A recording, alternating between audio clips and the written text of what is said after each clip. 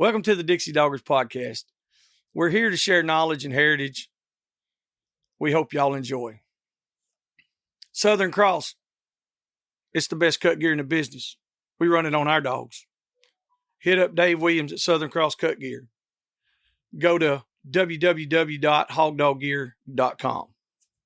If you're looking for Brahma and Brahma Cross cattle, Marc Rankin with the Rankin Ranch 38 Cattle Company, he specializes in them. He is the man for the job.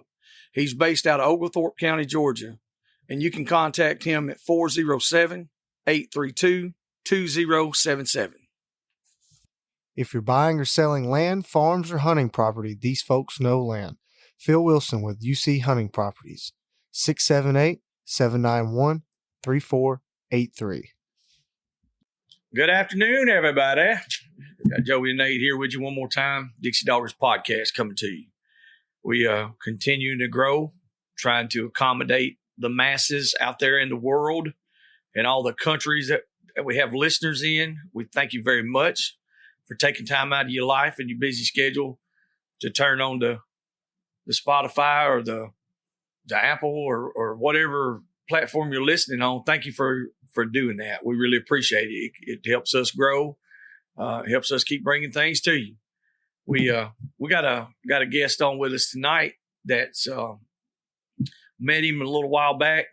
We were in Arkansas on a hog hunt and just seemed like a wealth of knowledge on a lot of stuff, and decided we talked over a few different times. We wanted to get him on the show, and we got him on with us tonight. It's we got Chad Frier. And where are you out of, Chad? I know in Arkansas, but where part? Yeah, we're kind of south central Arkansas. We live in Malvern, Arkansas. Oh, yeah. Okay, y'all live in Malvern. Okay. I wouldn't for yes, sure. Sir. I wouldn't for sure. Yeah. Where we met y'all the other day ain't but about 10 miles from my house. Oh, okay. I got you. 10-4. Well, for all the listeners out there in the world, why don't you introduce yourself a little better and give us a little history on who you are and kind of how you got started and all this stuff with the hunting the dogs or whatever. And you can roll with it however you want to. You can start from baby childhood all the way up to whenever. I'm going to be quiet and let you go. Well, as I said, my name's Chad Frier, and I've been hog hunting, looks like about 23 or 24 years now. But I currently pastor a cowboy church here in Arkansas, and I cowboy for a living for the company that I work for now. And like I said, I got into hog hunting when I was 15 years old. Some buddy of mine did it, and they wanted me to go, and I knew I couldn't go unless I had a dog. And they had an old coal bulldog that they said they couldn't get to catch nothing. Wouldn't even catch a biscuit. And I said, well, let's go down there and try him. Well, I took him down there. That's back when we could have an actual bay pen in Arkansas. And I had him on the leash, and I just sent him. That son gun went in there and hit like a hammer. And they're like, maybe it was meant to be. And so I guess that's where it really all started. And so from there, it's, kind of an addiction. You just can't get away from it. And, I guess I've had dogs mostly my whole life. I'm 39, so yes, at least 35 of them 39 years I've had some sort of dog. And, I enjoy hunting other things a little, but hog hunting's just my deal. It's where I find my ability to go and do. I have a hard time sitting still and being quiet. And hunting with dogs, hog hunting, that allows you to move, and it also lets you enjoy the company that you keep. Mm-hmm. Yeah, that's a big part of it, is enjoying the company that you keep. Most definitely. And I tried to give you a hard time right off the bat when we first met. And yes, sir. I thought it was kind of funny, because I was like, I was going to give him a hard time. And, with you being you being a pastor and stuff, I was like, well, I said, he's probably going to be one of them old crotchety guys. I said, no. I said, this guy right here, I said, you could tell that there was a little more roughness around the edges, but before you got where you are now. Well, I'm going to tell you, there's still some roughness around the edges, even where I'm at now. I agree with that. I will say that. Guys out there in the world listening, brother Chad here, he's the real deal. He's Cowboy. He's not one of those that's out here just thumping the Bible and trying to cram it down your face. He's a man of action as well. He ain't scared to get out there and run with you. If you get my meaning. Man, running is what we got to do. You know, you can't hold up. That's right. Ain't no doubt about it. So with the how'd you get into something I've been kind of interested in is like the whole cowboy thing. How'd you get into that? Is that a generational thing? Well, yes and no. My grandpa on my mom's side was, yes, but I didn't really get to know him much. He died when I was young. And then my uncle on my mom's side rodeoed some in the 70s, but that was before I was born. But growing up, my pastor's son rodeoed and cowboyed, and that was the guy that I looked up to. Mm-hmm. And man, I just fell in there behind him, and whether he liked it or not, I was like his shadow. I was there every step of the way. And it's just something I absolutely loved and enjoyed. And growing up in America and pretty well across the world, everybody knows John Wayne. Everybody sees that stuff, and something inside little boys always want to be a cowboy. Yep. And man, I just been blessed to be able to do it. I got you. That so in the doing, being a cowboy like that, you incorporate that with the hog hunting off horses or mules. Yeah, I do when I can, or when I get some buddies that aren't sissies and have to ride a side by side. There you go. I know. Now I take it back. I do like riding the side by side. Don't get me wrong, and it's got its place. You can travel and you can hit more spots, but in my opinion, you can't out hunt a man that's on a horse or a mule. Yeah, and I've never done it. I've always talked about it, things like that. And I could always see, like, especially in these hills and these mountains and the foothills that we live in, I could see where I could get to places with a horse I could never get to with side by side. I know that for a fact. Right. Well, see, that's how I grew up hunting, was on a horse or a mule, because we didn't have side by sides or four wheelers. Yes, sir. So we grew up hunting in western Arkansas, and they call it the mountains. It's really probably not as mountainy as some places, but in the national forest over there, you got two roads. Yes. And in between it's 20 miles. So back when we had the beep systems, you turn them dogs loose and you drive down one road, and well, they're over there, and you drive the other road, and now they're back that way. You had to kind of go around and around, but if you're on a horse, you can just strike out and roll. Yeah. So would you rather hunt off a horse or a mule? It depends on the dog. Oh, you talking about a horse or a mule to hunt off of? Yeah, to hunt off of, yeah. Man, I would rather hunt off a good mule. But there's where the trick is. Yeah. Is the good and the mule part going together. I got you. When you ride a good mule, you won't want to ride nothing else. But it takes a lot to find a good mule. And, a mule is just half horse, so it only ever half trust you. Mm-hmm. And, it's also half donkey, so that donkey wants to stomp every dog or cow that comes in the pasture. So it's a little bit tricky. Yeah. So how do you get the dogs, and the mules to work together like that? I mean, what all consists in that part of like the training and breaking them? Well, it might not work for everybody. Yes, sir. But, man, I've got dogs out the yin-yang around this joint that I'm at. Because I got my hog dogs, and then I got my dogs that I use for cows also. Two different sets. Yes. And when I go up and down the road going to different places to work, my dogs are in the trailer with my horses or my mules. And so it's just kind of a repetitive deal. Now, I mean, if you get one that really wants to stomp on them, you might rethink your situation a little bit, but it's just making sure that they feel like it's okay, because you're not going to make a mule do nothing. Yes, sir. You got to make them. You got to let it be their idea and let them be comfortable with it. So just the repetition and giving them the opportunity to not mess it up. Okay. So So, I mean, it's nothing for me. I got a 16-foot gooseneck trailer that I haul day in and day out on my regular job.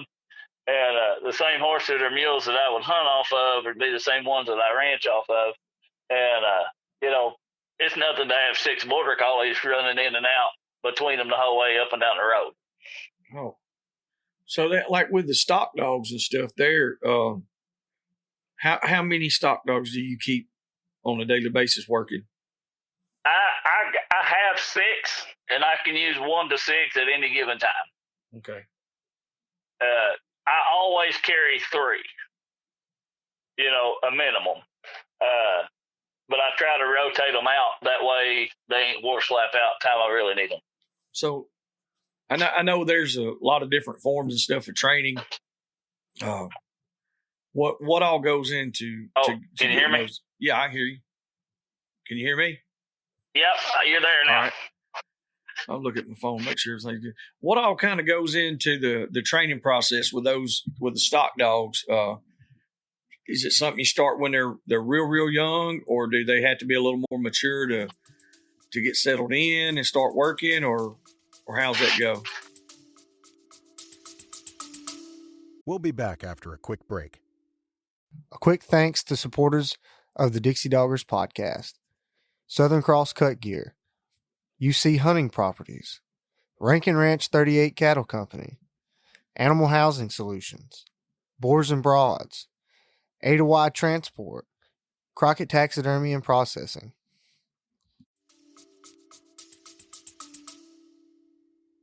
A couple of different types of stock dogs as far as the cow working operation goes.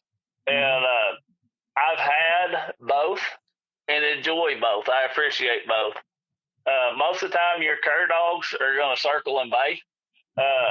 And so that's kind of their natural instinct, whether it be a Catahoula or a blackmouth cur dog or anything else, of that nature that barks. And some of them pick it up really early, and some of them need to grow into themselves or mature, Yes, sir.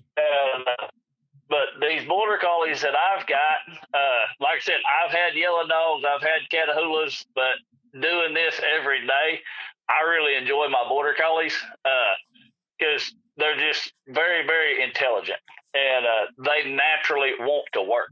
And so you can take a 6-week-old or not 6-week-old, an 8-week-old border collie pup and put it with a little goat, and it's going to try and bring it to you.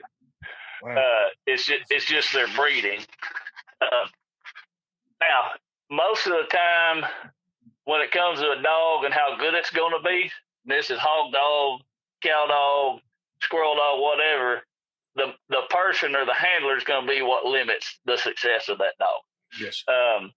And so, I've had to kind of revamp my style of cowboying to be able to work these border collies, because it's kind of backwards from what you would do with, like cur dogs.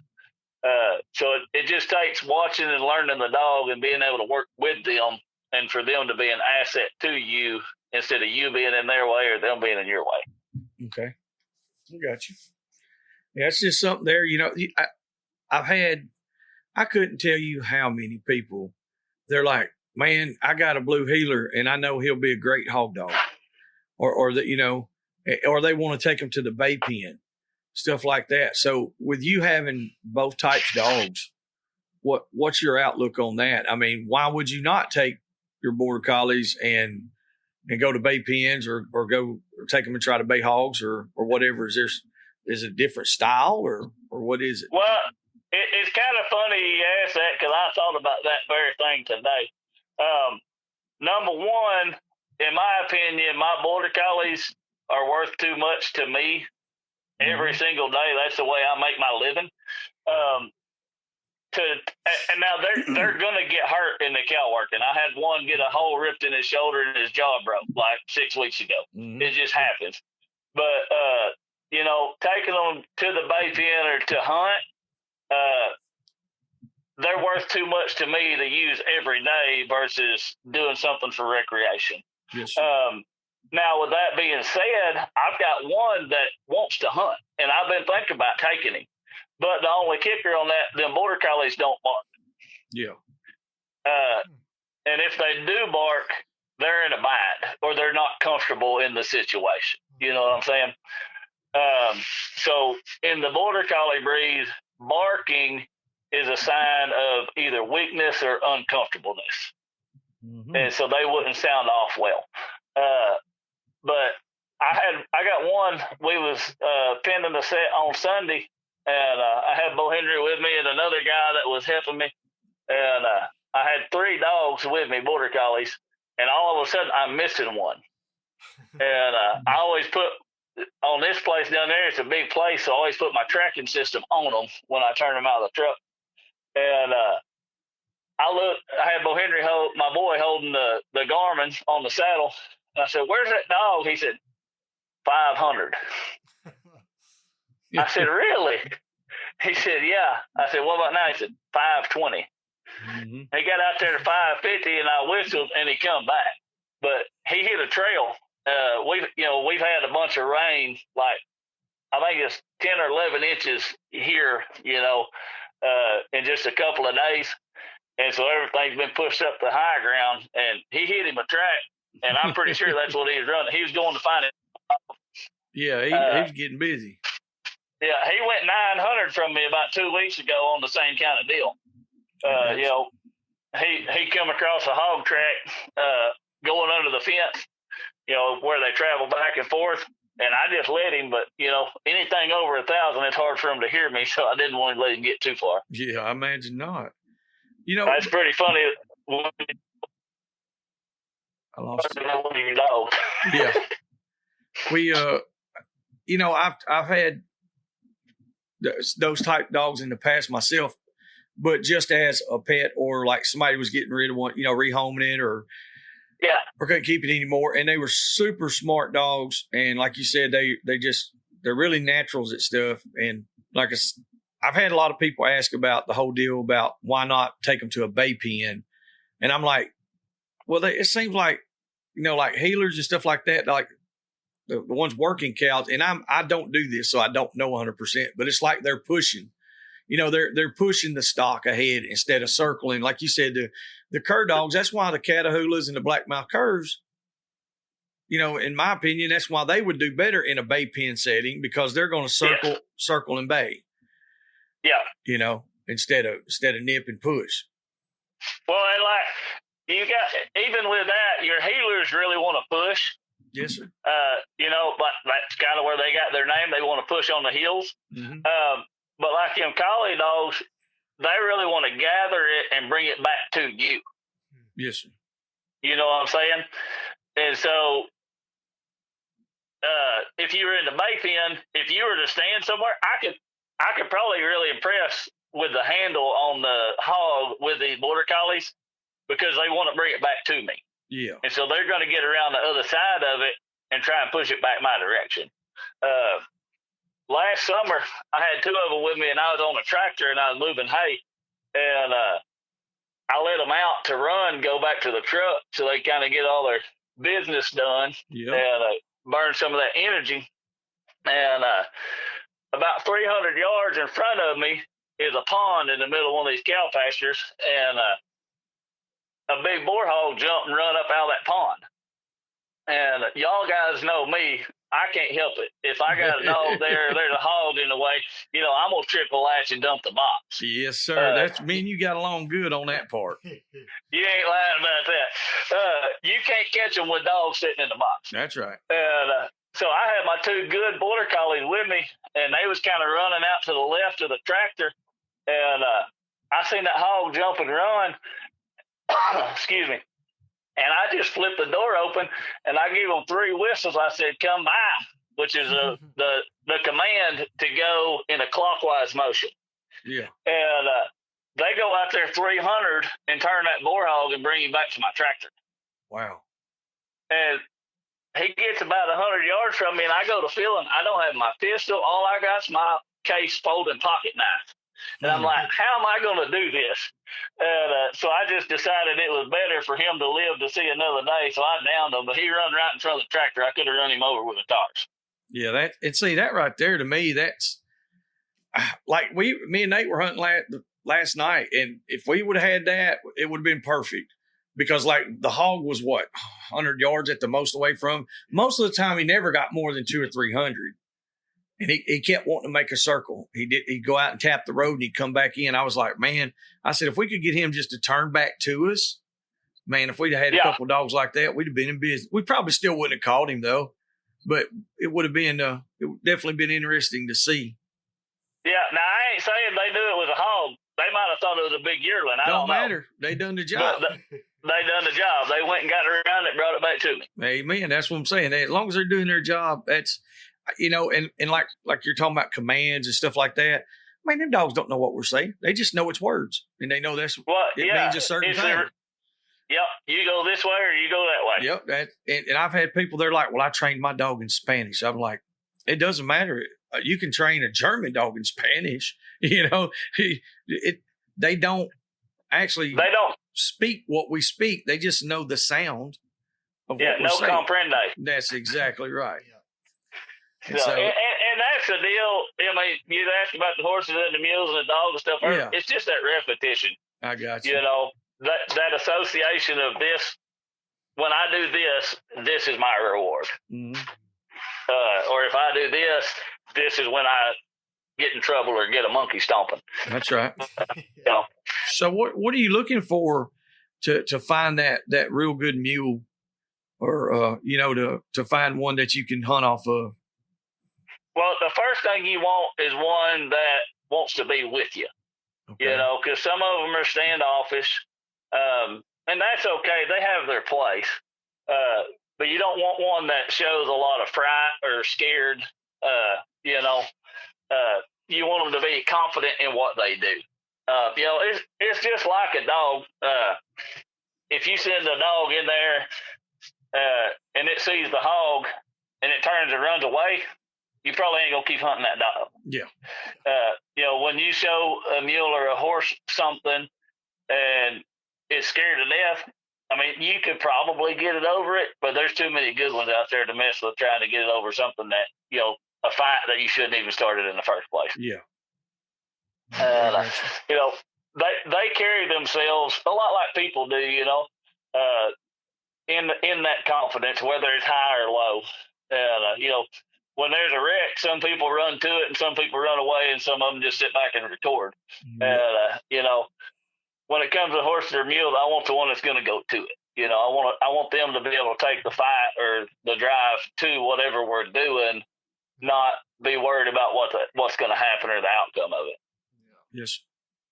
And the good thing about a mule, they're not going to hurt themselves. You got you. And so their self-preservation is high. That's so if you can hang with them, you're going to be okay. It might be a storm, but if you can stay in the middle of them, you're going to be standing up at the end of it. Yeah, I didn't really know that. I've kind of heard some stuff about that. Uncle Edgar, that's what he would kind of say, that like his mules they weren't going to get in a bad spot. They weren't going to put themselves in a bad spot, should I say. And they're not. And it's not very often you're going to talk them into putting themselves in a bad spot. Yeah, because if they don't want to do it, they're not going to do it. No, and you can't make them. I mean, I'm a grown man. I weigh 230 pounds. And, that mule's going to weigh anywhere from 800 to 1,200 pounds. And I can't physically make it do anything it don't want to do. Yeah. No. That's right. Big animal. It is that. Yeah, but it sure makes covering country a lot easier. Oh, I can only imagine. That's something I want to do before too long. I'd like to come, and find somebody to take us out and do that, and just to say, hey, we done it. I might enjoy it, might not. I don't know. And the country that you hunt in is going to be kind of the determining factor on that too. If you're in a bunch of swamps, it's probably not your best idea to hunt off a saddle. Yeah. But like in the hills or in the mountains or something, it definitely has its benefits. That's something. Like I said, I think it would definitely be good for where we're at, because we got enough country it's not real steep, you know, you can get around on it pretty easy, especially on a horse or mule. It's not just dead flat, but there's enough places on it that it's hard to get to on a side-by-side where a mule would really come in handy. I mean, spot we were in last night, it's only 300 yards, but it's one of the hardest 300 yards you're ever going to go. And like 250 of it could be covered on a mule. Right. You know, so it's well, and it just cuts down on your leg travel too. Yes. Lord, I needed it because we walked last night. Ooh. We was walking. Way more than one. Yeah. But that's what happens when a dog wants to do something. Like I said, you know, you let him do it. And hey, and if they're going to go, we got to be there for them. That's exactly right. Exactly. We had one, we've been messing with her on coon hunting her a little bit, and told Nate, I was like, man, I said, I don't know. She's so gamey. It's a blue tick. I was like, she's got so much fire in her. Like, I just don't know. And she'd pull up tree as soon as you get there. She slick treeing.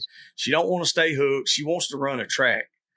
And so we had a old boar hog coming in, and we ran him last week. And this son gun's going to run. I was like, well, we'll go see if she likes him. And there's coons right there too. We'll see which one she likes. Well, buddy, we went on a roller coaster ride on that hog. Yeah. She did too. And buddy, she run that rascal. We run it all night long. And she's in the doghouse, and that's the first time that we've ever had her where she just didn't want to come out of the doghouse. Yeah, she was sleeping to death. She wore out. I think she got what she wanted. That's what you look for, but that's what I was always told, you know, growing up, some of the old houndsmen that I talked to, if a dog meets you at the gate or at the end of his chain, he's ready to hunt. That's right. Mm-hmm. If he's in a doghouse, give him a day to do it again. That's right. Mm-hmm. Yeah, she definitely needed her day to day because she. That old face was raw last night. She was in the briars, boy, bad. I think it's tough when you busting them briars down. And you know, she's a big dog. She's a good sized dog. She's not a female hound, and she'd come through them briars like a small dog would, you know. I was pretty impressed with the way she was working everything. So she might have a place in the pack after all. Hey, and if she don't work in yours, you can send her to mine. And that could happen too, because like I said, she by God, she once the first track she struck it and went in there and tried to catch it. Yeah. And she found out the business end. It found some teeth. Yeah. And that old boar hog come out and he tapped the road on us. And he just come out, went down a little bit, then jumped back across, then come back in, just made a big loop. Well, she lost it. We picked the dogs up. I said, we'll go back down here and reset. And we were just evaluating the dog. It ain't nothing about catching the hog, you know. Well, that's just the fun part every now and then. That's right. And we got back down. Before we got down there was another hog there. And let me tell you, when she struck that one, it was like a whole different animal then. She wouldn't run in a track at 10, 11 miles an hour. This dog was running 15, 16, 18, and I mean smoking. She was running like one of them running walkers, you know. Yeah. I said, Lord, well, I'm going to tell you what. On White Boy Rick that y'all got, he covered the country. Well, the other day, he really did. We cut him loose, and I don't know how far it was, but I know it's the furthest we probably had any dogs in the past several years ago. That rascal was gone. He was gone, buddy. Miles and miles and miles. Hey, I know it gets a little tough sometimes, but they can't find them under your feet. Yes. And that's what I said, too. There's some times where I'll get to complaining a little bit. Then I'm like, well, I'd definitely be complaining if he didn't go nowhere. Oh, yeah. That's, you know, I've hunted a bunch of different kinds of dogs. I told you my first one was a catch dog. I hunted some hounds and some plots, and I had some cur dogs, and, you know, them cur dogs was quiet. Now I got the opposite of quiet. You know, Sometimes I gripe because I couldn't hear them yellow dogs, and then now I gripe sometimes because all of my hounds want to do is bawl. Yeah. But that's just part of it. That's right. And we've got, like I said, some of our dogs are opened up now, and there's people like we never had anything that would bark on track. I mean, even if it wouldn't even open if it was looking at it running. I didn't want anything that barked, and now I don't care. It don't matter. If they're fast enough, let them get it. That's like I told y'all when I met you. The reason I got these hounds is because Bo Henry likes to hear them, and it don't get him bored. That's right. And, that keeps him in the woods, too. I tell you what, while we got that, I had that wrote down right here in my notes, too. Why don't you tell the world about Bo Henry? Oh, man, he's a tough little dude. He's 7 years old and as cowboy as you want to be. Yeah. And he'll hang with the big dogs when it comes to being in the woods. Mm-hmm. So there's no doubt I don't know what that. all. And man, if you just need a little bit of entertainment, yeah, that's your guy. Yes. I don't know how deep y'all want to go and all that, but with all he's been through, man, he's my inspiration every day. Go as deep as you want to go with that, Chad. All right, bro. Bo Henry, like I said, he's my boy. He's 7, and almost 2 years ago, me and him and his older 2 sisters, we were cowboying. We was working, and we had an incident. We got hit by a train at a crossing, and his older sisters, Marta, Jo, and Danica, they breathed their last and went to heaven. And Bo Henry was still in the vehicle, and it took him a couple thousand feet down the track, and it throwed me out of the truck 176 linear feet to land on my head. And it was a big deal. It was a bad ordeal. But Bo Henry, he ended up breaking his neck and having 3 or 4 of his vertebrae right there at the bottom of his skull fused together, and lost use of his right arm. And he was in a halo for like 8 weeks, and that didn't work. And then they had to come in there and put the deals in his neck to hold it together. And but being 2 years ago, now you wouldn't even hardly notice it. He wears a sling when he's being active, because like I said, he doesn't have any use of that right arm. But man, he's just the toughest kid I know. Yeah, when we were at Uncle Earl's a couple weeks ago, he was out there roping that roping dummy with one arm. I mean, that's it. And that youngin didn't miss. I mean, he just don't miss. Well, it's funny. He was right-handed before that. Really? Oh, yeah. Oh. But he's had to learn all that stuff, with the offhand. Yeah. And he's playing baseball. He rodeos. He got the finals coming up. I don't know what it's there, but he's got the finals of the Junior Rodeo Association coming up this weekend. And he competes in that, and he wants to be a bullfighter when he gets older. But right now, he's what we call a wool fighter. Yeah.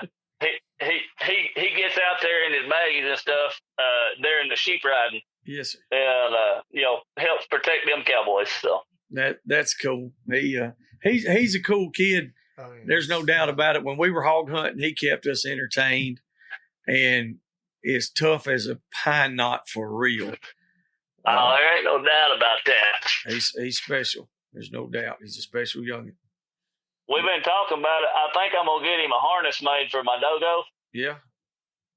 That way he can ride him into the bay and then just step off of him before he catches it. I can see him doing that 100%, no doubt. And up there swinging his hat in the air, hollering, woohoo, that's for sure. You ain't lying about that. I'm just afraid he wouldn't let go, and then he'd still be right there in the middle of it. Yeah. Oh, he's going to hang on till the end. That's it. That rascal is a mess.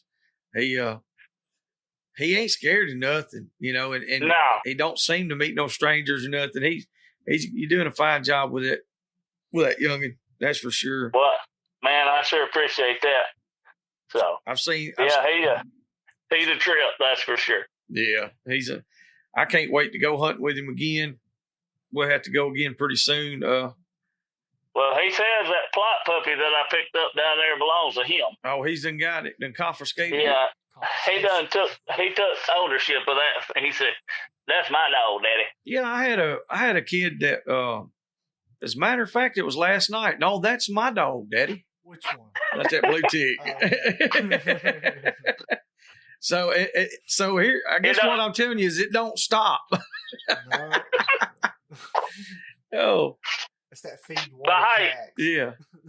My thing is, I mean, I know Nate's a grown man, but he's still your son, and That's right. we can't take it with us when we go.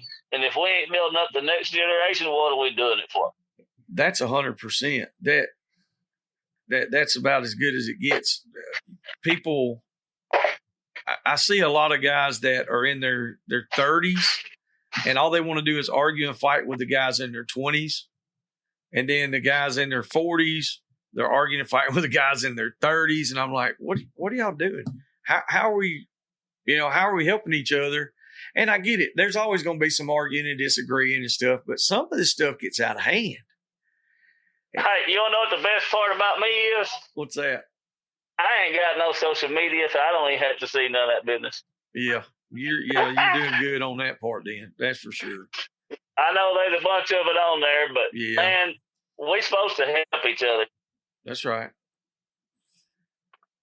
The social media stuff, it can get, I used to get caught up in that junk and be on there arguing, or a lot of times I was just laughing at other people doing it. But I don't get on Facebook as much as I used to. I don't get on there very much at all anymore. I get too daggum busy. But there's a lot of advantages to having it. But there's also a lot of crap that goes on, like you said. It's just nobody even wants to see it. Yeah, nobody wants to see it because two people have opinions and they're different. Well, that means one's right and one's wrong. Nope, that just means both of you got a different opinion. That's all it means. That's it. Did y'all see what I put down for my kennel name when we were down there at Earl's?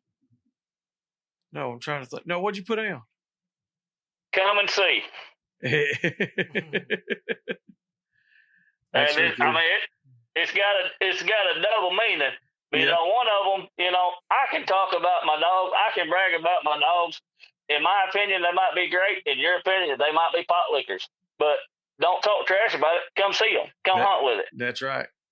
And, it's just one of the deals that I ain't got to talk about it. I just go and do it because I like it. Amen. I was used to, man. We never carried a lot of people hunting. And I got to a point probably 10, 12 years ago but man, here lately we've carried a lot of people. And we encourage them to bring their dogs and we just go hunt. Like I don't care if their dogs are good or if they're not. We're just having a good time. I just like turning the dogs loose. Oh yeah. There's been a few dogs I've seen. I was like, man, they're really good dogs. And there's a couple I've seen. They're like, man, they don't suit me, but it ain't my dog. That's it. It's got to suit who feeds them. And I wish more people would think that whole thing through. They get so quick to make judgment on it, and it's like, well, man, that dog don't fit the way you hunt, but that doesn't mean that it's not good for the way the other person hunts. Hey, all I've ever hunted was somebody else's culls for the most part. Yeah, that makes two of us. I finally started breeding my own culls up. Well, I'm doing good at that. Oh, yeah. We got culls. But I tell you, like I said, I eat, sleep, and breathe hog hunting for the longest time, and I still really, really like it. Sometimes life happens, and you don't get to do as much as you want to. Yeah. When I met my wife, I had 40 dogs. And when we decided that I was moving up there with her because we was going to have a baby and we was going to get married, I went to 4 in just a hurry. Wow. And so there for about 10 years, I kind of had to just do with what I had. But, I'm finally getting to be back closer to, what I want and maybe start raising some more of them again. Gotcha. Now, what's your preferred breeds on the hog hunting? Man, they all have a place. I really like the plots. A lot of people give me fits about it, and I'll have you a funny story about a plot here in a little while if you want to know about that. Oh, yeah. but I just like the dog. There's some really good dogs of every breed. A walker dog is going to hunt something. Yeah. If you can get it on the right thing, then it's great. If it's not, then it's probably the junkiest dog you got. Yep. I'm definitely not against cur dogs, or even crossed up dogs. A lot of times your cross up dog's going to be better than your purebred dogs in the short term. Mm-hmm. With the purebred dogs, you can have the same thing over and over again. According to bloodlines and that sort of stuff. But when you cross them up a little bit, you get some of that hybrid vigor, and you get the bottom and the go and all that sort of stuff. So, but like I said, I just like a dog. If it'll go and do its job, it's got a spot to eat at my house. There you go. It's pretty cut and dry, ain't it? Yeah. That's it. Now I might have created a monster. My wife, she's really kind of liking these Catahoula dogs. Oh yeah. We brought that one down there with us that we was having to doctor on because she got cut down a week or two before that. Yes. She done found her another one. She's gonna go pick it up Saturday. Oh. So here I am going to hounds, and she's picking up some Catahoulas again. I don't know. We're just gonna have a bunch of stuff. Hey, if it works, it works. That's it. And if she's happy, well, you're gonna be happy. You are 100% right about that. So I mean, you'd be crazy not to say, "Hey, babe, we need to go get that dog in a hurry." She said, "What do you think?" I said, "Absolutely." Yes, Lord. Yes, Lord. Yeah. She said, She said, "We really need one more dog, don't we?" I said, once you get to where we're at, because I'm trying to think. I think between my cow dogs and my hog dogs, I've got either 15 or 17 out there in the kennels. Yeah. So, what's one more? I agree. I mean, we've been doing it for years. I can't say a word. I feel like we're half naked right now. We're down to about 30? Yeah. Somewhere there. And I feel like I'm like, man, I ain't even got no dogs here. What's going on? Yeah. Well, I'm really surprised that they ain't sounded off out there. They're honestly pretty good until feeding time. And then you're going to hear them. And we've also moved the chain spots away from the shed. Yeah, we had a couple that were right here, pretty close, and we moved today. We moved the rest of them today. Yep. And so now they're all on like a hillside. Yeah. So it kind of helps echo some out. But they're usually pretty good. They've been decent. Here recently. To have that many dogs. Yeah. There was one time where I had a bunch of terriers, and I would go and visit other people, and their dogs were just yapping and barking nonstop. Well, mine didn't do that, and I didn't do nothing to it. Like I didn't get the little Red Ryder out, and I didn't get the water hose or nothing. They just didn't do it, and so I was kind of used to that. And then I got with all these cur dogs and all these crosses, and buddy, they go to barking.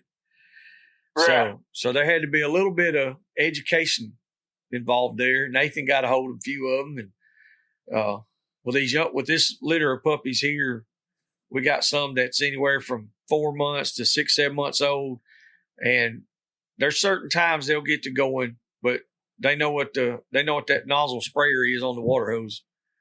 Hey, the be quiet button at my house is a piece of pea gravel on the tin roof. I hear you. Everything disappeared. You wouldn't even know I owned a dog.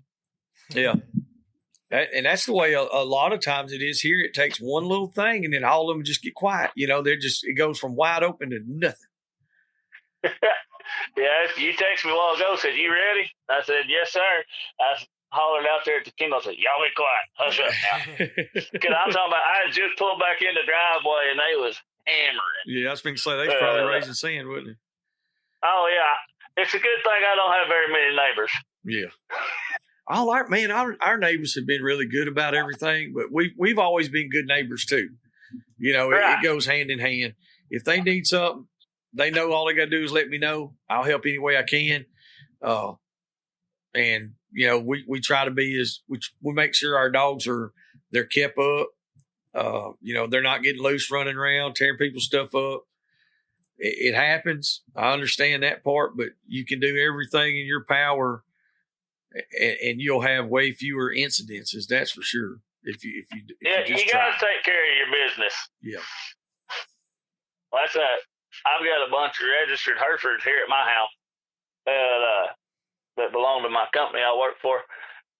So I got to keep my stuff gathered, because that deals with my livelihood. It ain't just an accident or somebody else's business. That's, big stuff. Yeah, that could definitely put a hitch in your giddy up there for sure. And I'd love to tell you that none of my hog dogs would even look at it, y'all. Yeah, but then I'd probably be telling you a story. I'd probably be telling you a story. Yeah. I'm gonna tell you, man, we have been so lucky with that. It ain't even funny. Like this, and knock on wood and do it right now. But these last couple of years, man, we ride through the pasture, and we'll have one or two that'll bark a little bit, but usually they're just, we ain't even really got to correct them. I was like, man, something bad gonna happen. Like, it's been too easy. Yeah. It's just been too easy. Oh yeah, wait for the flip to switch. Yeah, switch to flip. Yeah, it's gonna be one day, and we're gonna go out there, and they're gonna be swinging. Oh yeah, there ain't nothing worse than somebody's or your dog's hanging on somebody else's cow. Oh yeah, yeah. I try to do a little tuning on mine around here. Put them on the buggy and drive through them and hush them up and try to disinterest them. But yeah, you can only do so much. Yeah, is that? I mean, what's the best method to do that you found? Number one, I mean, like the border collies is different than them hog dogs. Sure. You can kind of scold them border collies and they understand it, but you kind of got to make them or let them know, I'm the boss. I feed you. Yeah. You do what I want you to do, and when I want you to do it, and don't step out of line. It's just like the pack mentality, like with, like the wolves or the coyotes or anything, they got a boss and they listen. You don't want to be too harsh with them, but, if you can present it to them and, either talk them out of it or tone them out of it, it sure helps a lot in the long run. Yeah. I got you. So, well, I didn't know. I tried it. I've hat whipped a dog or two, on the rig. But I hadn't had them dogs just real long. But, a lot of times once you've got them long enough, they respond to what you're saying. You can say something in a tone of voice that they understand, hey, I probably don't need to do what I'm doing. Yeah, they get the picture, huh? That's it. And if they don't, they will the next time. Yeah. So how many dogs you got in your hog dog pack that you run at one time? Let me see. I think I've got 6 mature dogs. And then I've got 3 younger dogs, like less than a year old. And most of the time I'll turn 2 to 6 out. Yeah. Now I kind of started over. Like I said, I had yellow dogs for the longest time, and I kind of I sent off my last set of yellow dogs to be cow dogs last July, and kind of started reassembling the rat pack that I got now of these hounds and hound crosses. Yeah. So I'm still kind of figuring them out. Gotcha. Now, what kind of hounds and hound crosses? What breeds do you got? Almost, if you can pick a color, I can put it on the ground. I've got 2 red tick hounds or English hounds. Yeah. And then I have a tree and walker. Mm-hmm. And then I just picked up a red bone gyp 2 weeks ago.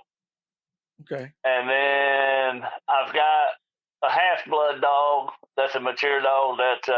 He's half red tick and half Catahoula. And he's probably my most honest dog. I don't like him the best, but if them other dogs are in there balling around, he goes in there and checks it out and comes back. You're either gonna wait on them or go hunt somewhere else. Mm-hmm. And then, of course, I got my dogo that I catch with. And then I got a pup that, now this one here, he's going to be interesting. He's half blue tick, a quarter black mouth, and a quarter greyhound. Oh, yeah. And he looks like a bobtail blackmouth, but he's liable to burn the woods down when he gets ready to go. Yeah. And then, like I said, me and Bo Henry picked up that little plot jip a couple weeks ago. Yeah, that's gonna be a pretty wild it's gonna be a diverse pack for sure. Hey, if you want to try it some way, we can just try it. That's it. Ain't nothing wrong with that, because there's a lot of times, that's how it works. That's how you figure out what works.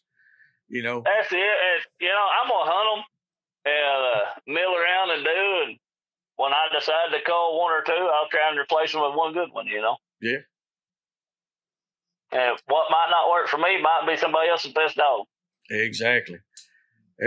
Like I said, there's too many times it gets. I think the social media stuff, especially for younger guys, they start reading and paying attention to what works real well for one certain person and where they hunt, and they're like, I want that. And that's not what you really need, because it's a totally different area. Like if you got a guy in South Texas and he sees these fine big old plot hounds in West Virginia or North Carolina, well, that's probably not what he really needs where he hunts, to be super successful.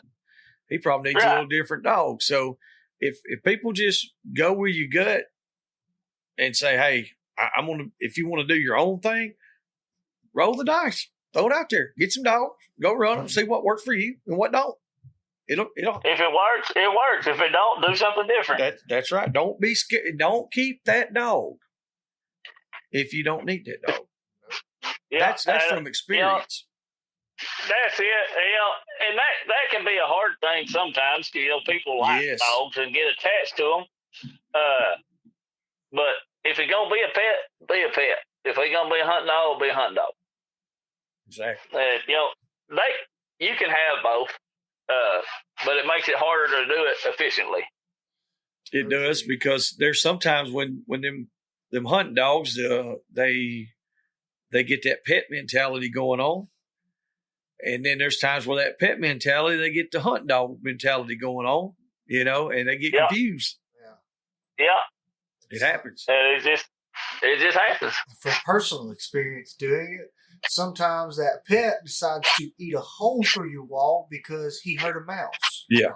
And at other times that hunt dog that's supposed to be out there hunting, he's like, I was getting a truck, and I'm like, oh, what are you doing? We ain't riding right now. And he's like, oh, my bad. Yeah. I don't know. They just start doing silly stuff. Yeah. Like, you ain't making calls here.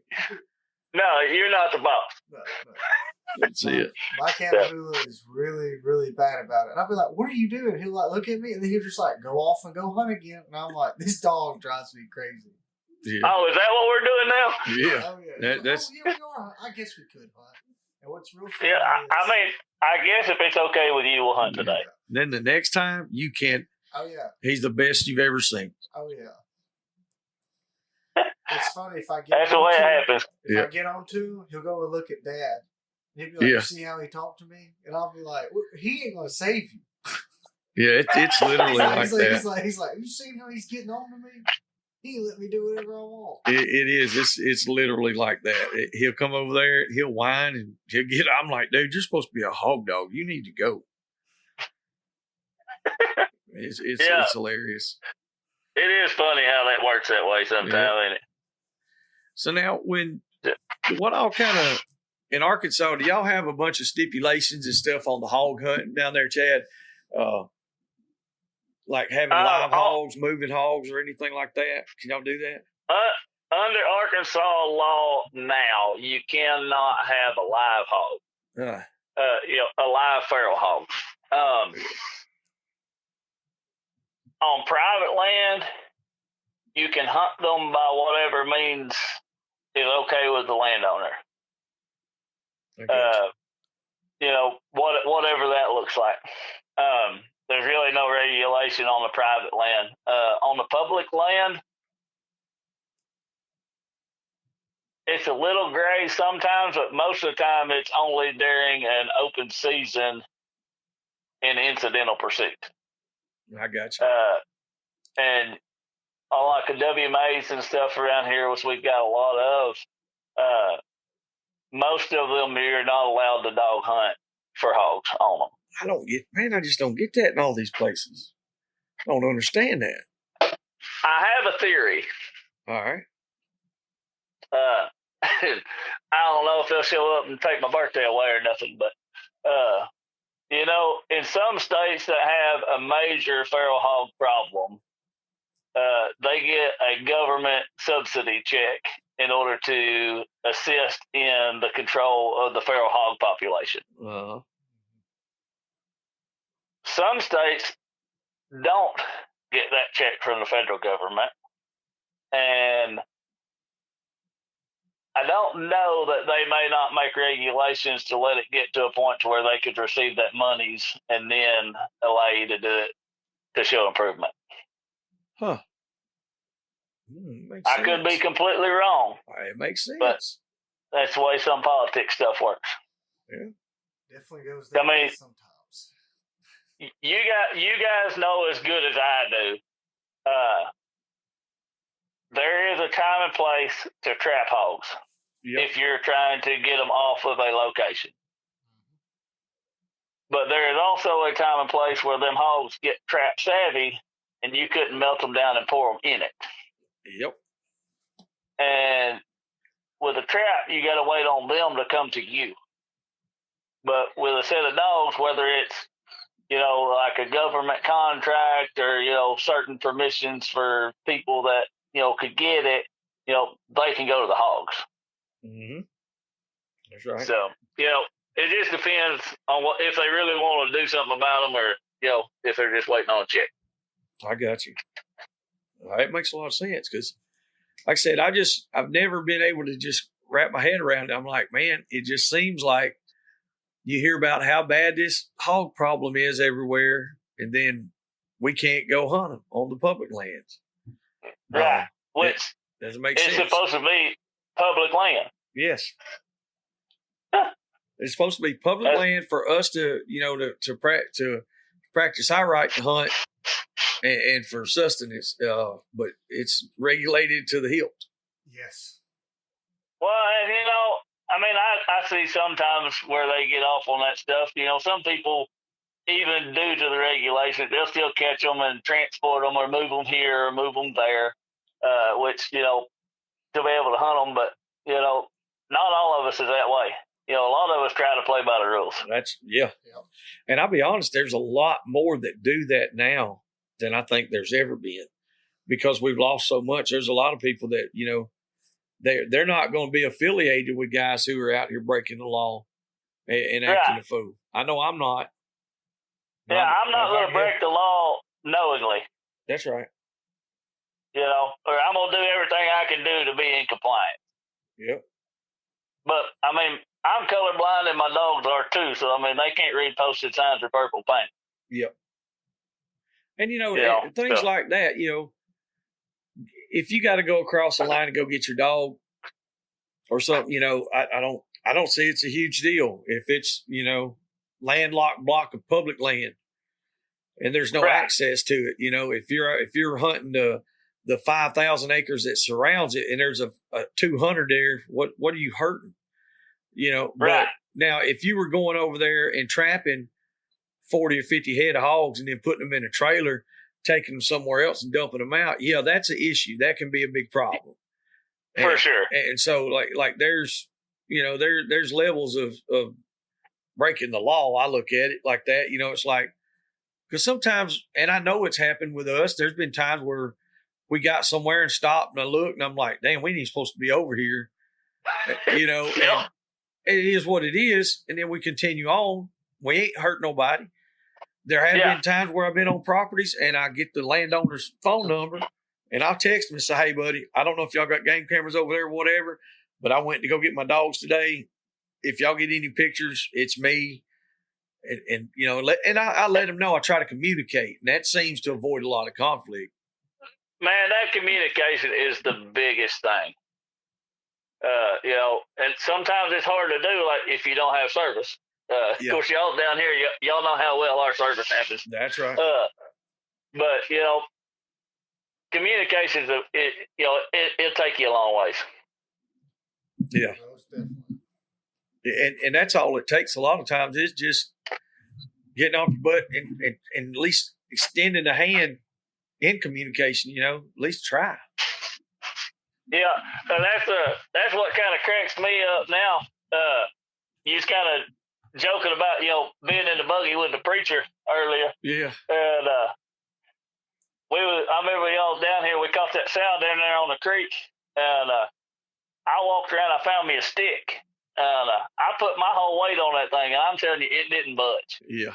Now, me and Braxton, after we killed that sow, we put her on it, and we picked it up. We didn't take 2 steps, that thing broke in half, and he fell over backwards in the creek, lost his pocket knife, all the fun stuff.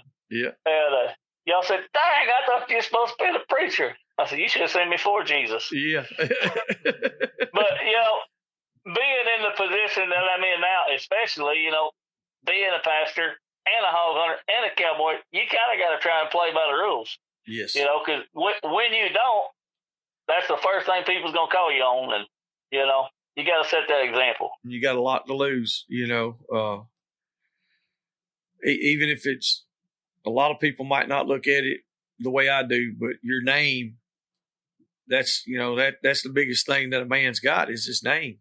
That's it. And if people look at you a certain way and say, this man right here, he's a pastor, he's a cowboy, he hunts and he does what he's supposed to do, then they have a level of respect for you already. And when something bad happens, that's the first thing that goes. Well, that's I don't know if y'all even heard on the conversation, but that first day y'all was down here in hunting, I had to call Braxton because me and him got some leases that butt up to each other, and we hunt together on a bunch of it. And the president of my lease called me and asked me if I've been trespassing over on this other one. Yeah, I remember that. Yeah. I said, not to my knowledge. I said, but let me get my facts straight, and then I'll call you right back. And, I called Braxton to see if we'd been over there. They said, yeah, we was there, but we was with his father-in-law, which is on that lease. Yes. And, that had been months earlier. They had claimed they caught me on cell cam by myself hunting. I'm like, no, that wasn't me, because I don't go where I'm not supposed to be, when I'm by myself. If I'm hunting with some other guys that's on that lease, yeah, you could have caught a picture of me, but that wasn't yesterday. Yeah. That's right. Yeah, I remember. I remember Braxton talking about that. And that was kind of one of the hard things to do. I had to call him and ask him just to make sure that I knew what I was talking about before I said something. Well, that's the communication part. I mean, cause if we weren't supposed to be there, I'd call and say, yeah, man, I'm sorry. I was over. I didn't know I wasn't supposed to be there. Yep. But, that's just that communication. Like I said, it goes a long ways. Oh, without a doubt. And one thing also is that if you don't communicate, and this can go for both parties, somebody's going to miscommunicate. And then that's the truth. There's going to be stuff said. Well, we had to check in when we came down there to Arkansas. I don't know if Braxton told you about that or whatever. We got pulled over by a hog hunter down there at the red light on Treetop, and which I say it all in fun, but it's like people are paying attention. You might not even know it. And then they were like, "Well, who y'all hunting with?" And I told them, and he's like, "Well, let me call so and so." We called this other guy, and I talked with him a little while, and that guy goes and telling me certain things, and I'm like, I don't know about all that or whatever, And it comes down to miscommunication. That's literally what it comes down to. Is somebody thought this, or they thought so and so said it, and instead of finding out for themselves, they just ran with it. Yep. And that can cause a lot of problems. It can. You know what thought did, don't you? Yeah. He thought he farted, had to wash his britches twice. That's exactly right. You can't think, you got to know. Yeah. That's exactly right. You got to know about it. Yeah. Ain't no doubt. But, if people if they just extend a phone call or a text message or something like that to somebody, if they're local, and say, man, have y'all been over here at this place? Or if y'all have, let me know. I don't want no issues or whatever. Cause there's plenty of times I've hunted at places and I didn't know until later on that we wasn't even supposed to be there. I've been in that spot. And it's like, well, dang, I didn't even know. Yeah, and that's the thing, too. If you're wrong, admit that you're wrong. Yes. Own it. Don't run from it. Just do it. Where was that at? We did it. We was down in, when the guy pulled up, we was coming through the woods and Grant was cutting headlights off and all that. And I was like, no, leave him on. Yeah. I turned the headlight on. The guy, we was somewhere in South Alabama, and the dogs had got off the property, and we had killed two sows, and we were dragging them out. And the guy pulled up on us, and I told him who we was hunting with and the property. He said, his property stops right there. He said, y'all crossed the line, y'all on me. I said, well, man, I'm sorry. I said, we're not even from here. And he was like, okay. And so, we went through the whole story. I told him the whole deal. Next thing you know, he was like, hey, y'all can go ahead and hunt it, man. He said, if that's all y'all doing, he said, y'all ain't hurting nothing. But, well, and that's the deal. Yeah. You never know what that's going to lead to if you're just honest with people. Well, when he come down that hill, he was coming down that hill wide open. And when he pulled up there, he had a gun laid across the door. And he was wanting to talk, And I get it. It was his property. We didn't even know, literally didn't know where we were at. And one of the other boys that was supposed to know where we were at, first thing he did was cut his light off. I said, no, don't you do that. He said, cut your light off and lay on the ground. I said, no. We're going to meet this right in the face and see what's happening. Well, and that's the thing. A bunch of people are either going to hide from it or try to fight fire with fire, and that ain't the way to do it either. No. And that, with that guy, he was at home or they had just got home. You look at the scenario. If you pulled up, just like you did a while ago coming in from church, and you see 2 or 3 headlights down there in the woods, 300 yards from your house and it's on your property, you're going to go down there and see what's going on. And there will be firearms in tow. Exactly. That's what I said. So I couldn't blame the guy by no means. I didn't take offense to it, No. And he was super laid back about it. And that's what he told me. He said, man, I'm glad y'all come on out and talk to me. He said, I hadn't even called the game warden or nothing. He said, that saved a lot of trouble. I said, yeah, sure did. On both accounts. Yeah.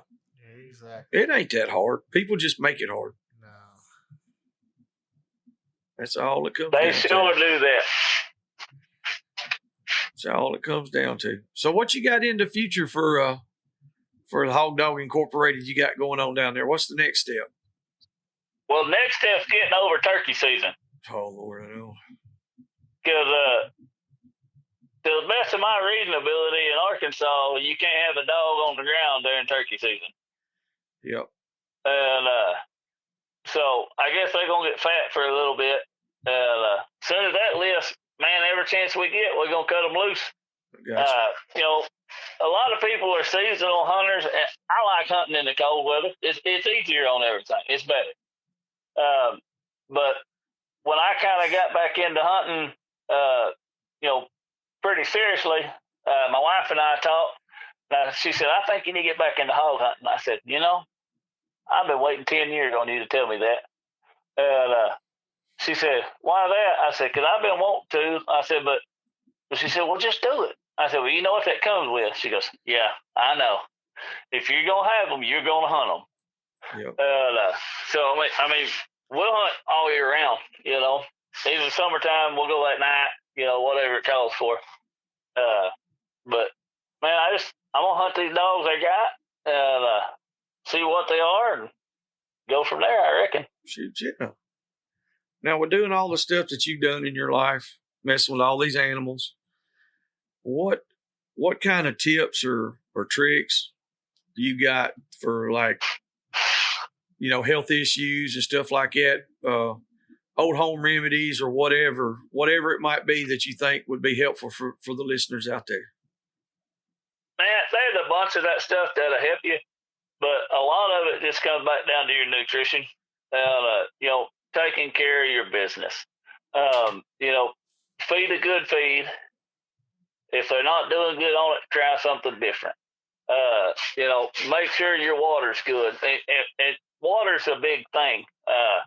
Because if they don't have the right amount of water intake, the dog's not going to do well. Mm-hmm. And watch the animal. It doesn't matter if it's a horse or a dog or, whatever. They're going to let you know when something's not right. And there's some things that you can do yourself. Sometimes you got to go to the vet. I try not to. Worming is another thing that's a lot of people take for granted and don't do efficiently. Mm-hmm. And, that can really mess up a dog for sure. Make them not want to go. So once a month, I pull it out, give it to them, and, it takes 10 minutes, but it makes a world of difference. What do you use for your worming regimen? I use the Simparica Trio. It's a flea, tick, and heartworm medicine on my border collies. Because like I told you earlier, they help me make my living. Yes. Now on these hog dogs, I just use ivermectin on them. And I mean, whether it's right or wrong, you give them a half a cc of ivermectin, they won't have a worm one. There you go. Yeah. That's the easiest squirting in their mouth, Yeah.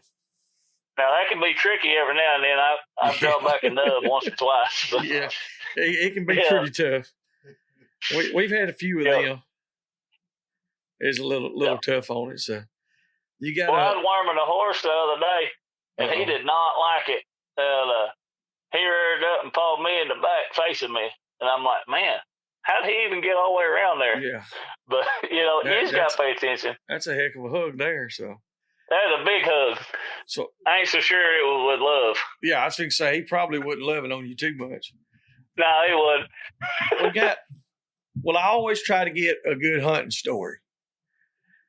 From everybody that we interview. So if you've got a good wholesome, or radical or crazy or whatever, because like I said, I know you ain't your normal everyday pastor out there.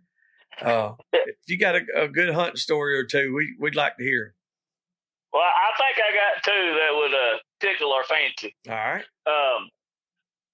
One of them I was telling you about earlier had to do with a plot dog, and like I said, when I was growing up hunting, I got that first catch dog, and I became responsible for the catch dogs. And another friend of mine that I hunted with, he had the cur dogs. And then my buddy Willie, he had the plot dogs. And so we could hunt any situation we needed, know. And we all grew up, and they kind of stopped hunting much. And he still had that old plot. His name was Luke. And this son gun would run for days. But he was slow as next year's Christmas, when he got older. And he barked on the track, and them guys I was hunting with, we all run them silent cur dogs, and when we'd pull up to a place, I'd drop the tailgate and kick the plot hound loose. And then when we'd done hunting for the day, we'd go find him. And most of the time, he'd be bait up on something. We was hunting this one day, and we was down there, and I'd kicked the plot loose, and we'd been hearing him for like 2 hours working this track over. And we went and we caught a hog, and we got it tied. This is back when we could keep them alive. And statute of limitations is over with anyway. There you go. But we could still keep them alive, so we had it tied, and we drug it out to the four-wheeler. And here in the distance, you just hear that old plot. Boo, boo. And one of the guys I was hunting with, he was in his 60s, and he just loved giving me fits about that plot hound. He said, that thing's so slow, he's still tracking this hog that we've got tied and sitting on the four-wheeler. And about that time, that old dog sat down just in one spot. And he said, now he's baying where we caught this boar at. I said, Jerry, I'm pretty sure that dog's bayed. He said, well, if he is, I'll eat his crap. Uh-oh. We walk in there, he got a 125-pound boar hog bayed right there within 20 yards of where we caught that other one. Oh, man. And so we went in there and caught it. And on that first hog, I got my catch dog cut down, and I lost him. He didn't make it. And so we had kind of sewed him up, and then he died on us while we was doing that.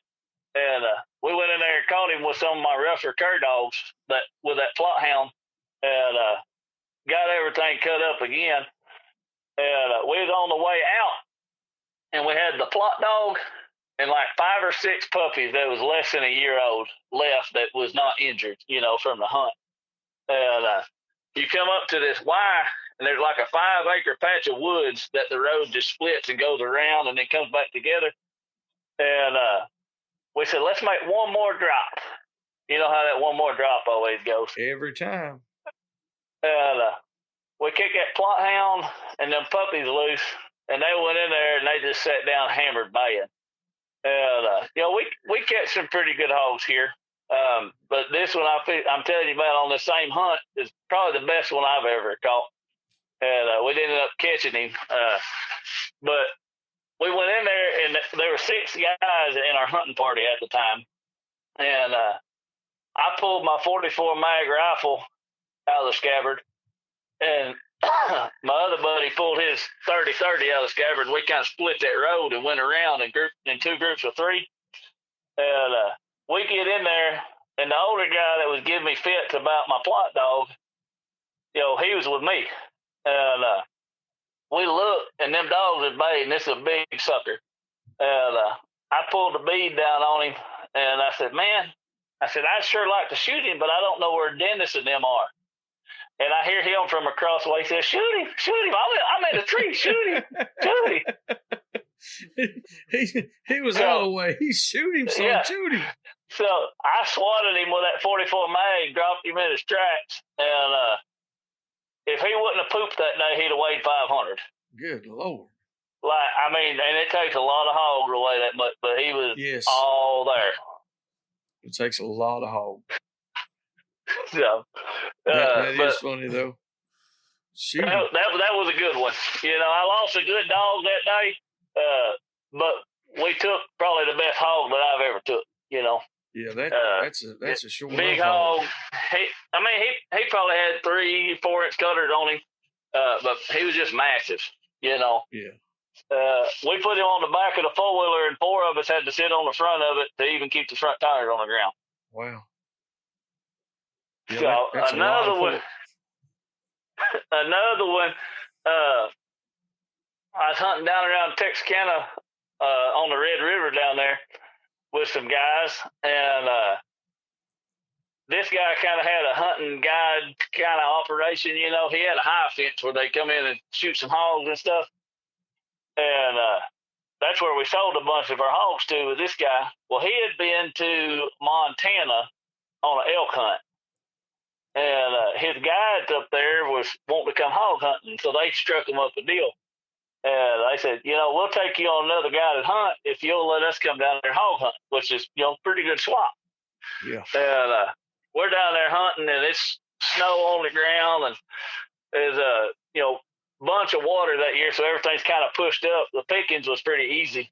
And I think we caught 8 that morning, and the Montana boys was just enamored at how this all worked. And they had got in there, they'd got their hands on them, this, that, and the other. And of course, all of us local guys, we're tired. And the dog strike bayed about 150 yards from us. And we're like, all right, you boys have been in on 8 of these. Y'all seen how it's done. Take this bulldog in there, catch a hog, bring it back out.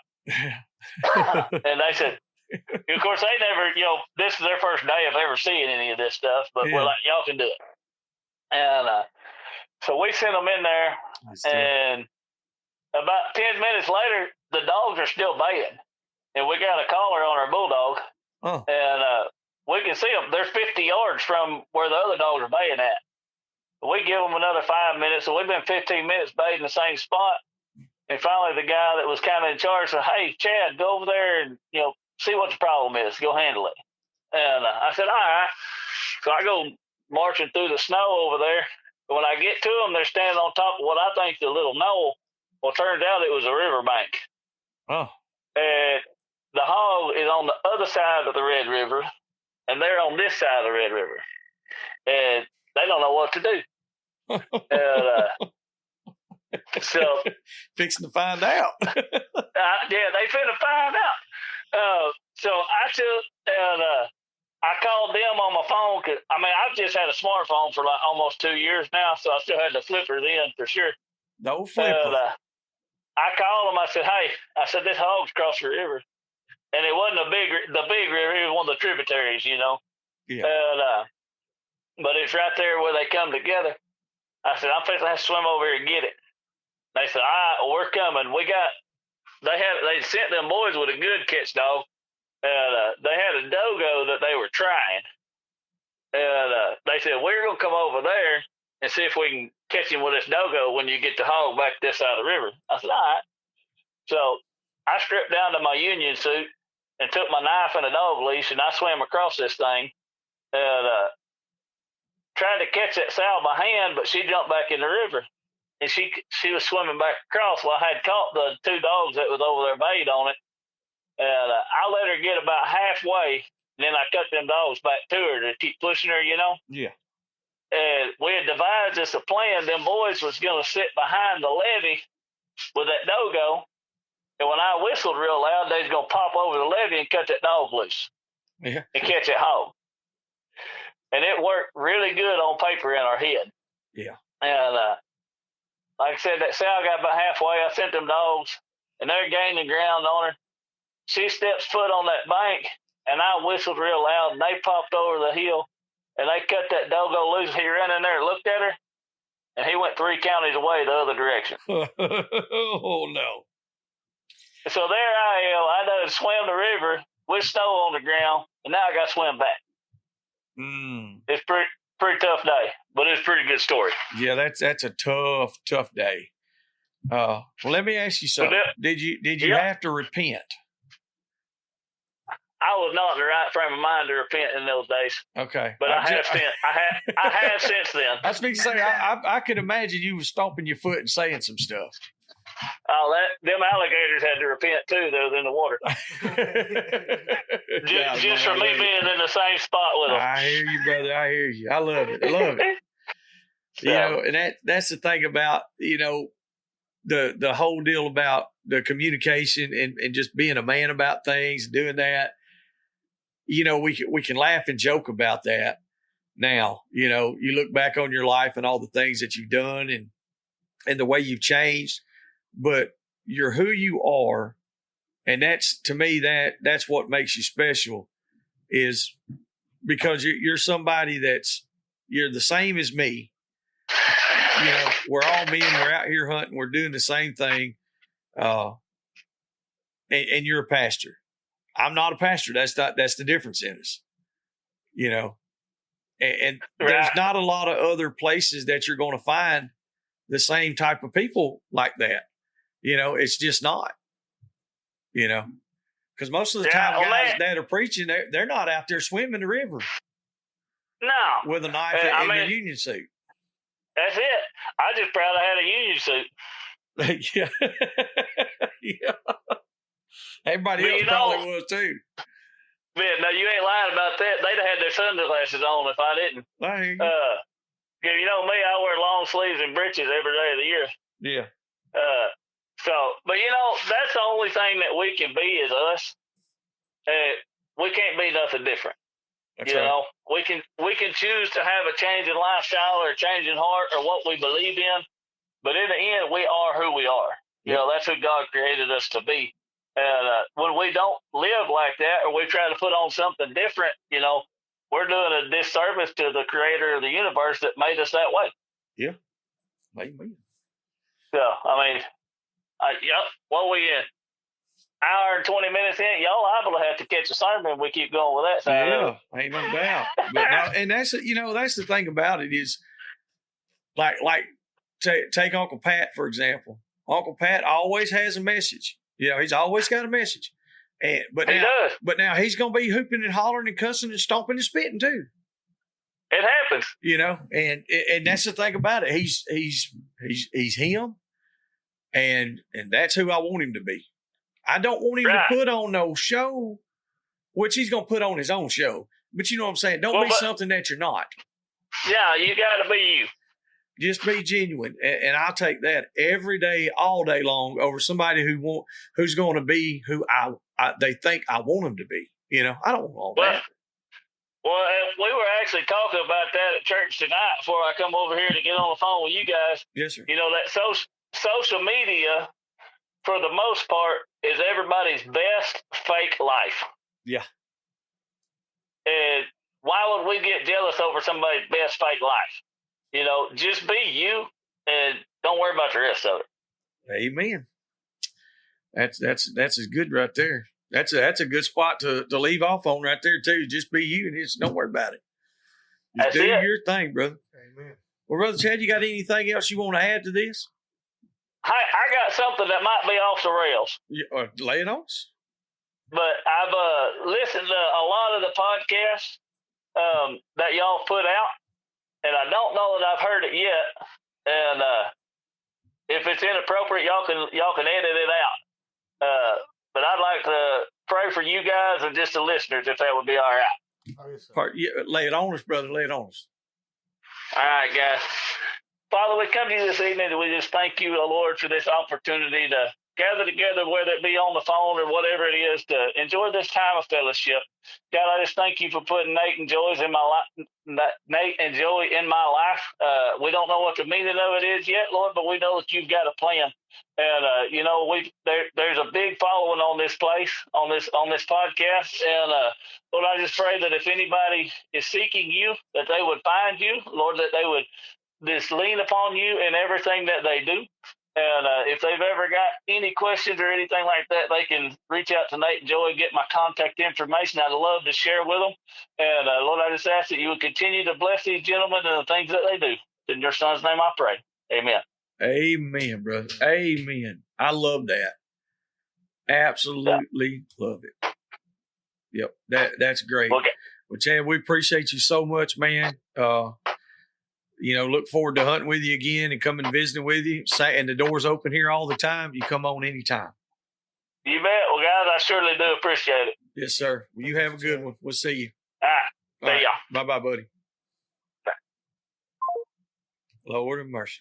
That's all right there, y'all. Well, that's a first on ours right there. We've had it close a few times where we've had one or two of them, and I know they wanted to say a prayer or bring it, but a lot of them always feel like they're, well, am I overstepping or doing anything like that? Look, hey, if you don't want to hear it, just turn it off. Be you. That's right. If you don't want to listen to it, you don't have to. No, but you don't have to. But I wish you would. I spent the better part of 2 hours today having this same conversation and was told there would be somebody in the very near future that would lay this on us. And it happened tonight. That was wild. It was wild. Me and Wayne Jr. talked about it today. Pretty wild. You never know. So once again, we appreciate all the listeners out there. Thank y'all so much for everything that you do. Thank y'all for believing in us. And y'all have really pushed us up another level. Yeah, we're to the point now where we feel like we're somebody. And we're somebody out there now, and want to strive to do better. I don't know what all Nate's got in the works right now. He's got several things he's working on.